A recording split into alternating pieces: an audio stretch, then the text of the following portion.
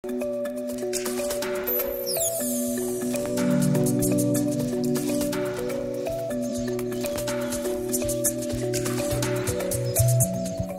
Jô, vamos lá então para o outro decreto do nosso governador, né? Que é o 65253. Nós falamos sobre o 65253, agora o 65254. O que é esse decreto 65254? Esse decreto 65254, o pessoal está falando aí de alíquota de transporte. A alíquota de transporte não alterou, tá, gente? Continua em 12%, tá? É a única alíquota do artigo 54 que não teve alteração. O que teve de alteração de alíquota, das alíquotas de 7% e 12%, alíquotas nas operações com mercadorias ou produtos, ok? Então, o que acontece? A operação, nós estamos falando de alíquota interna. Esses decretos, eles são correspondentes às operações internas, a gente vai perceber que ele afeta depois, em algum momento, a operação interestadual, seja de compra ou venda para o Estado. Nós vamos falar, então, do decreto 65.254. Esse deve ser o pior. Por quê? Porque até hoje todo mundo conhece a figura da isenção como isenção total.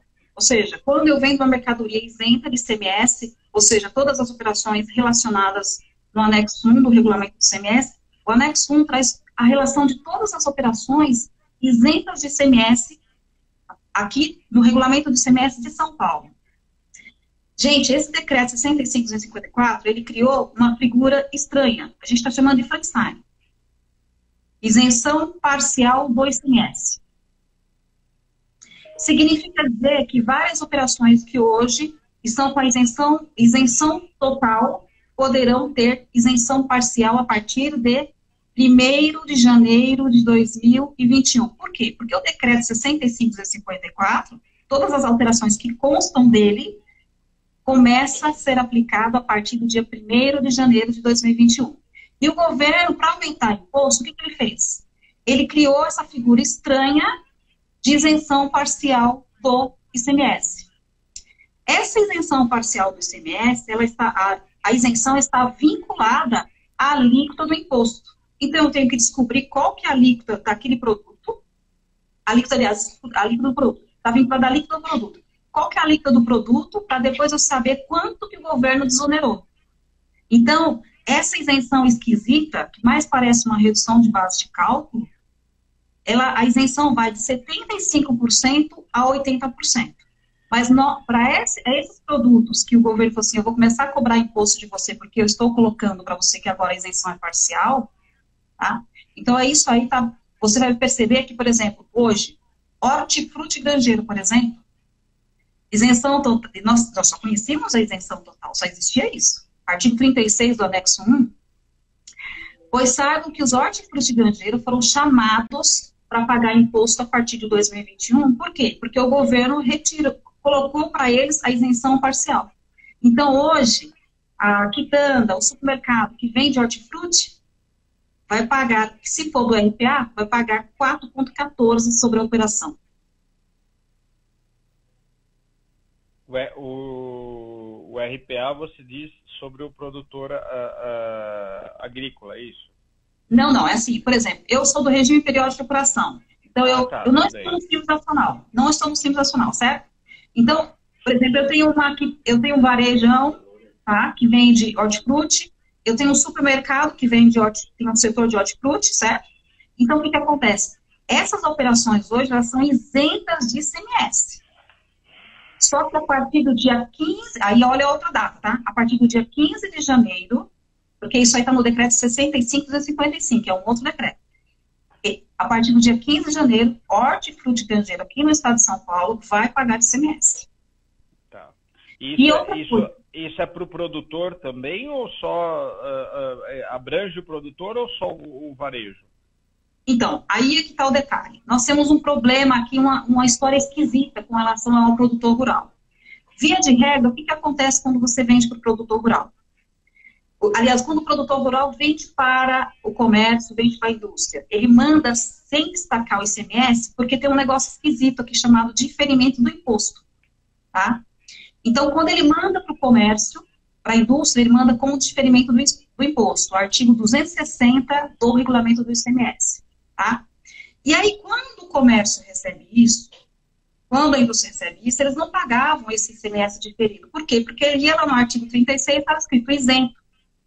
Só que com isso agora, quem recebe mercadoria terá que pagar o imposto na entrada, certo? E na saída vai ter que pagar também, entendeu? Então, o produtor rural, o que ele vai ter? Ele vai ter um aumento de... Os produtos dele vai aumentar, porque o custo dele vai aumentar. Por exemplo, a energia elétrica hoje, fornecida para o produtor rural, está isenta de ICMS. Só que com esse pacote de maldade fiscal, o que o governo fez? Ele tirou a isenção total também. Vai ser isento somente até 1.000 quilowatts. A partir de 1.000 quilowatts mês, a fornecedora de energia vai ter que cobrar ICMS do produtor. Então, o produtor rural, ele teve um aumento considerável. Por quê? E não só isso, os vários insumos, por exemplo, os insumos, alguns perderam a isenção total, e outros terão a alíquota majorada, de 12% para 13,3%. Mas o que acontece aqui? Essa isenção parcial de ICMS vai afetar, inclusive, operações interestaduais. É uma pergunta que você está respondendo já aqui para a Valdirene, né? Essa alteração é só alíquota interna e o interestadual, né? Também será interestadual, né? Então, as alíquotas de 7 e 12 que foram alteradas são alíquotas internas, mas a gente tem alguns reflexos. Por exemplo, se eu comprar mercadoria de outro estado, tem que calcular o diferencial da alíquota? O diferencial da alíquota vai aumentar. Eu estou comprando de outro estado, tenho que fazer o cálculo da antecipação tributária, artigo 426A do regulamento do ICMS, a minha antecipação tributária vai aumentar porque a minha alíquota interna também aumentou. A substituição tributária vai aumentar? Vai. Mas em relação ao tema que a gente está falando aqui, da isenção parcial, quando a gente consulta todos os artigos do anexo 1, a gente vai perceber que existem isenção que estava previsto nas vendas interestaduais, nas operações interestaduais, que também serão afetadas por essa isenção que o Estado de São Paulo criou, a isenção parcial. Entendeu? Então, assim, isso aí é o tema mais complexo. Por exemplo, o pessoal fala assim, como é que eu vou emitir o documento fiscal? Como é que eu vou calcular esse negócio? Né? Por isso que, para vocês terem uma ideia, desde o de outubro, eu sou extremamente requisitada para esse tema. A gente montou uma maratona de treinamento fiscal para esse tema. O treinamento tem casos que a gente leva 8 horas, pelo menos, para falar de forma geral desse assunto. Sim, nós vamos depois fazer um treinamento desses com os clientes da Patchwork, né? Justamente para que todos eles possam se atualizar em relação a todas essas alterações e verificar os seus procedimentos, porque também é um risco fiscal se você não atualiza, né? Amanhã vem uma fiscalização e você pode ser extremamente autuado. Temos mais uma pergunta aqui também da Juliana, que está perguntando, teremos alteração para importação? Então, o que acontece? A importação, eu vou falar de forma geral a importação, tá? Quando a gente fala, por exemplo, que o governo aumentou as alíquotas de 7 e 12, criando esse complemento de ICMS, tá? Que é só para não falar que aumentou a alíquota, mas é um complemento de ICMS, isso vai afetar as importações. Porque quando a gente vai importar uma mercadoria, no desembaraço, ele calcula a alíquota do ICMS, a alíquota vigente. Então, a alíquota de produtos serão 7, de 7 vai para 9,4%, de 12 para 13,3%. Então, isso vai afetar as importações? Sim. E eu convido vocês que são da área fiscal, tá? Se assim não fizeram até o momento, qual é a mensagem para todo mundo? Se você calcula hoje menos de 18% em alguma operação, inclusive a isenção, tá? Você tem que recorrer a esse artigo que te dá esse benefício e verificar se não foi alterado. Essa isenção parcial do ICMS, que nós estamos falando, por exemplo, vocês acreditam que vai afetar as empresas do Simples Nacional? Porque as empresas do Simples Nacional também são beneficiárias dessa isenção. E essa isenção parcial, totalmente esquisita, ela vai afetar a operação do Simples Nacional. Ou seja, se eu vendo hortifruti granjeiro, por exemplo, dando um exemplo do hortifruti, para a gente exemplificar. Quando eu calculo hoje o DAS, a coluna do ICMS ela está zerada. Não tem cálculo do ICMS. Só que a partir do dia 15 de janeiro de 2000, as operações realizadas a partir do dia 15 de janeiro de 2021, eu tenho que oferecer a tributação no Simples Nacional. Qual o valor que eu vou oferecer? A parte que não está isenta. Então, por exemplo, numa operação de 18%, a isenção é de 77%. Então, numa operação, eu vou oferecer 23%, eu vou oferecer a tributação. Então, o ICMS no Simples Nacional vai ser calculado em cima de 23% da operação. Então, vocês precisam observar isso muito bem na escrituração fiscal, nos parâmetros, ou seja, a gente está falando o seguinte, nós temos um alerta. Como é que nós vamos dar conta, tempo, para a gente organizar tudo isso e parametrizar para que já saia tudo certo e a gente consiga fazer o cálculo das operações, por exemplo, de janeiro, corretamente, e mandando toda a tributação corretamente a partir de fevereiro. O pessoal fala muito que a gente só fica falando de tributação, mas a contabilidade não tem como não deixar de falar da tributação. E a tributação do ICMS, até hoje o pessoal achava complexa, 2021, pensa no que vocês vão ter aí. Que absurdo, né? O Ricardo Ferreira está perguntando aqui sobre o cálculo da esteira aumentar. Você já disse aqui que vai ter impacto também na carga tributária, né? E aí,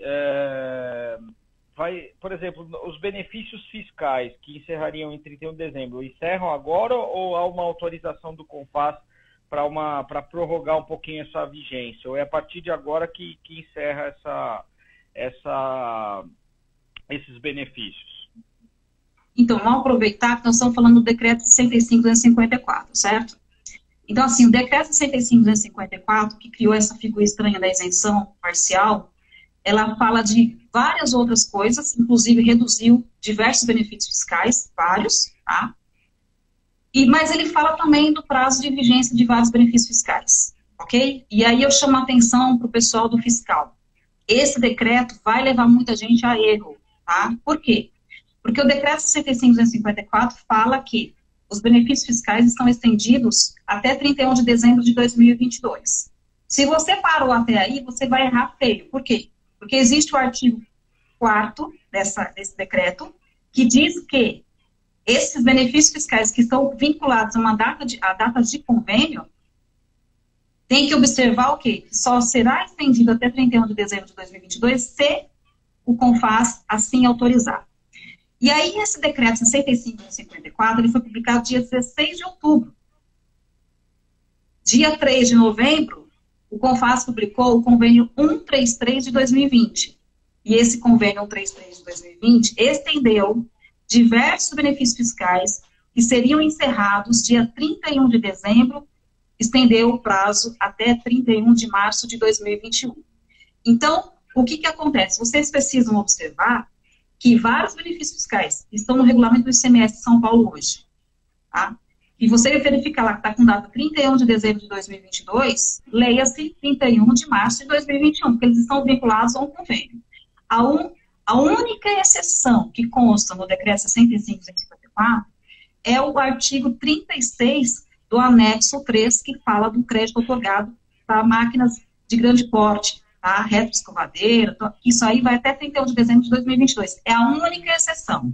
As demais operações que hoje a vigência do benefício está vinculada a um convênio, isso vai vencer dia 31 de março de 2021. Mas se a gente considerar que a gente já tem um aumento de carga tributária por conta desse pacote de maldade fiscal aqui de São Paulo, nós vamos ter mais aumento ainda por conta do fim dos benefícios fiscais autorizados pelo CONFAS, que é 31 de março de 2021. O que a gente viu nos últimos anos? São prorrogações atrás de prorrogações, só que dessa vez o CONFAS prorrogou somente até 31 de março de 2021. Existem diversos pleitos, principalmente para a gente conseguir estender isso pelo menos até 31 de dezembro de 2021, principalmente por conta desse momento que a gente está vivendo da pandemia. Tá? Vários setores foram afetados, e se a gente aumenta, por exemplo, imposto, principalmente da indústria, da parte de estrutura, por exemplo, o setor de máquinas vai ser extremamente afetado, a gente aumenta o custo de tudo, o preço de tudo.